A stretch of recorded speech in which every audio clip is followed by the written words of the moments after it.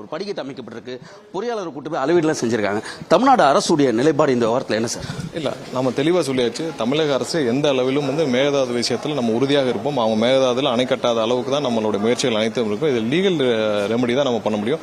லீகலாக தான் நம்மளுடைய உரிமையை பெற முடியும். நம்ம எந்த அளவிலும் இது ஒன்று 2 நாடுகள் பிரச்சனை இல்லை, போர் இது 2 மாநில பிரச்சனையில் இந்த அளவுக்கு நம்ம மோசமாக போனது காரணம் திமுக கடந்த 50 ஆண்டுகள் அவங்க எடுத்த அனைத்து கொள்கை முடிவுகளும் திமுக விட்டு கொடுத்தது காரணமாக இவ்வளவு மோசமான நம்ம நிலைமையில் நிற்கிறோம். கிட்டத்தட்ட 4 அணைகள் கன்ஸ்ட்ரக்ட் பண்ணதுக்கு திமுக அன்றே எதிர்ப்பு தெரிவிக்கவில்லை. ஒவ்வொரு நாளும் நம்மளுடைய 50 வருஷ கான்ட்ராக்டை புதுப்பிக்கவில்லை. நீங்க சொல்லிட்டே போனா திமுக செய்த துரோகங்கள் பல. அதனுடைய வெளிப்பாடு தான் இன்னைக்கு இவ்வளவு தூரம் மோசமாக வந்து நிற்குது. கண்டிப்பா இனி வர்ற காலங்களில் நம்ம லீகல் நீதிமன்றம் வாயிலாக கண்டிப்பாக உறுதியான நடவடிக்கை எடுத்து நமக்கு அதுக்கான மேகதாது அணை கட்ட விடாத அளவுக்கு நம்ம தேவையான நடவடிக்கை கண்டிப்பாக எடுப்போம். அனுமதி கொடுத்தால் 4 நாட்களுக்குள்ள அனைத்து பணிகளையும் தயார் செய்வதற்கு கர்நாடக அரசு தயாரா இருக்கு. நம்ம தடுக்கிறதுக்கு தமிழ்நாடு அரசு சார்பில் இருந்து என்ன செய்ய போறோம்? இல்லை, ஏற்கனவே நம்ம கோர்ட்லயும் ஃபைல் பண்ணியிருக்கோம். அவங்க அதுக்கு அவங்க பதில் மனு தாக்கல் செய்யவில்லை. அவங்க டிபிஆருக்கு மட்டும்தான் அனுமதி கொடுக்கப்பட்டிருக்கு. டிபிஆர் பண்ணாமல் அவங்க எந்த ஒரு சின்ன செங்கலை வைத்தாலும் அது கண்டிப்பாக வயலேஷன் எடுக்கப்படும். கண்டிப்பாக நீதிமன்றம் வாயிலாக நம்ம தேவையான நடவடிக்கை எடுப்போம். ஜெயா பிளஸ்ல நேரடியாக கல ஆய்வு செய்யும்போது படிக்கட்டுகள் அமைக்கப்பட்டிருக்கு. பொறியாளர் கூட்டு போய் அங்கே அளவீடுகள்லாம் செய்திருக்காங்க. இந்த விவகாரத்தை எப்படி பார்க்குறீங்க? அவர்கள் அங்கே ஒரு செங்கல் வைத்தாலும் அது வயலேஷன், அது பண்ணக்கூடாது. எந்த வயலேஷன் தான் அது கண்டிப்பாக நீதிமன்றத்தில் முறையிட்டு தேவையான அளவு நம்ம அதுக்கான நிறுத்துவதற்கான முயற்சிகளை எடுப்போம். நன்றி சார். நாம் பார்த்திருக்கலாம், தமிழ்நாடு அரசு ஒரு செங்கலை வைத்தால் கூட, கர்நாடக அரசு வைத்தால் கூட தமிழக அரசு அதற்கு எதிர்ப்பு தெரிவிக்கும்.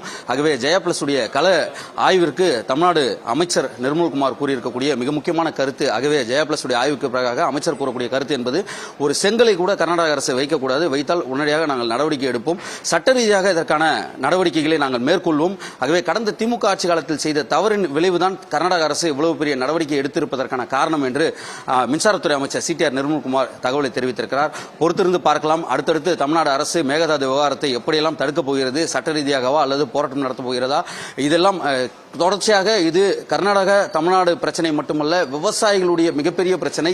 ஆகவே தமிழ்நாட்டுடைய 11 மாவட்ட நீராதார பிரச்சனை தமிழ்நாடு அரசு எப்படி இதை கையாள போகிறது என்பதை பொறுத்திருந்து பார்க்க வேண்டியிருக்கிறது. ஜெயா பிளஸ் செய்திகளுக்காக ஒளிப்பதிவாளர் தீபக்குடன் செய்தியாளர் நித்யானந்தன். கலாய்வு நடத்திருக்காங்க. ஒரு படிக்கட்டு அமைக்கப்பட்டிருக்கு. பொறியாளர் கூட்டு போய் அளவீடுலாம் செஞ்சிருக்காங்க. தமிழ்நாடு அரசுடைய நிலைப்பாடு இந்த வாரத்தில் என்ன சார்? இல்லை, நம்ம தெளிவாக சொல்லியாச்சு. தமிழக அரசு எந்த அளவிலும் மேகதாது விஷயத்தில் நம்ம உறுதியாக இருப்போம். அவங்க மேகதாதுல அணை கட்டாத அளவுக்கு தான் நம்மளுடைய முயற்சிகள் அனைத்தும் இருக்கும். இது லீகல் ரெமடி தான் நம்ம பண்ண முடியும். லீகலாக தான் நம்மளுடைய உரிமையை பெற முடியும். நம்ம எந்த அளவிலும் இது ஒன்று 2 நாடுகள் பிரச்சனை இல்லை, போர் இது 2 மாநில பிரச்சனையில் இந்த அளவுக்கு நம்ம மோசமாக போனது காரணம் திமுக கடந்த 50 ஆண்டுகள் அவங்க எடுத்த அனைத்து கொள்கை முடிவுகளும் திமுக விட்டு கொடுத்தது காரணமாக இவ்வளவு மோசமான நம்ம நிலைமையில் நிற்கிறோம். கிட்டத்தட்ட 4 அணைகள் கன்ஸ்ட்ரக்ட் பண்ணதுக்கு திமுக அன்றே எதிர்ப்பு தெரிவிக்கவில்லை. ஒவ்வொரு நாளும் நம்மளுடைய 50 வருஷ கான்ட்ராக்டை புதுப்பிக்கவில்லை. நீங்க சொல்லிட்டே போனா திமுக செய்த துரோகங்கள் பல. அதனுடைய வெளிப்பாடு தான் இன்னைக்கு இவ்வளவு தூரம் மோசமாக வந்து நிற்குது. கண்டிப்பா இனி வர்ற காலங்களில் நம்ம லீகல் நீதிமன்றம் வாயிலாக கண்டிப்பாக உறுதியான நடவடிக்கை எடுத்து நமக்கு அதுக்கான மேகதாது அணை கட்ட விடாத அளவுக்கு நம்ம தேவையான நடவடிக்கை கண்டிப்பாக எடுப்போம். அனுமதி கொடுத்தால் 4 நாட்களுக்குள்ள அனைத்து பணிகளையும் தயார் செய்வதற்கு கர்நாடக அரசு தயாரா இருக்கு. நம்ம தடுக்கிறதுக்கு தமிழ்நாடு அரசு சார்பில் இருந்து என்ன செய்ய போறோம்? ஏற்கனவே நம்ம கோர்ட்லயும் ஃபைல் பண்ணியிருக்கோம். அவங்க அதுக்கு அவங்க பதில் மனு தாக்கல் செய்யவில்லை. அவங்க டிபிஆருக்கு மட்டும்தான் அனுமதி கொடுக்கப்பட்டிருக்கு. டிபிஆர் பண்ணாமல் அவங்க எந்த ஒரு சின்ன செங்கலை வைத்தாலும் அது கண்டிப்பாக வயலேஷன் எடுக்கப்படும். கண்டிப்பாக நீதிமன்றம் வாயிலாக நம்ம தேவையான நடவடிக்கை எடுப்போம். ஜெயா பிளஸ்ல நேரடியாக கல ஆய்வு செய்யும்போது படிக்கட்டுகள் அமைக்கப்பட்டிருக்கு. பொறியாளர் கூட்டு போய் அங்கே அளவீடுகள்லாம் செய்திருக்காங்க. இந்த விவகாரத்தை எப்படி பார்க்குறீங்க? அவர்கள் அங்கே ஒரு செங்கல் வைத்தாலும் அது வயலேஷன், அது பண்ணக்கூடாது. எந்த வயலேஷன் தான் அது கண்டிப்பாக நீதிமன்றத்தில் முறையிட்டு தேவையான அளவு நம்ம அதுக்கான நிறுத்துவதற்கான முயற்சிகளை எடுப்போம். நன்றி சார். நாம் பார்த்திருக்கலாம், தமிழ்நாடு அரசு ஒரு செங்கலை வைத்தால் கூட, கர்நாடக அரசு வைத்தால் கூட தமிழக அரசு அதற்கு எதிர்ப்பு தெரிவிக்கும்.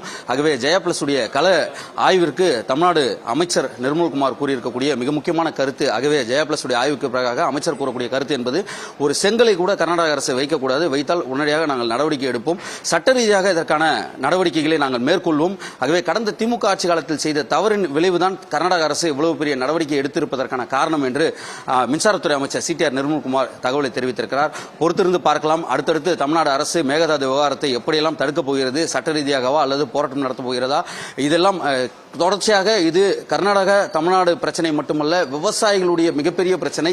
ஆகவே தமிழ்நாட்டுடைய 11 மாவட்ட நீராதார பிரச்சனை தமிழ்நாடு அரசு எப்படி இதை கையாள போகிறது என்பதை பொறுத்திருந்து பார்க்க வேண்டியிருக்கிறது. ஜெயா பிளஸ் செய்திகளுக்காக ஒளிப்பதிவாளர் தீபக்குடன் செய்தியாளர் நித்யானந்தன்.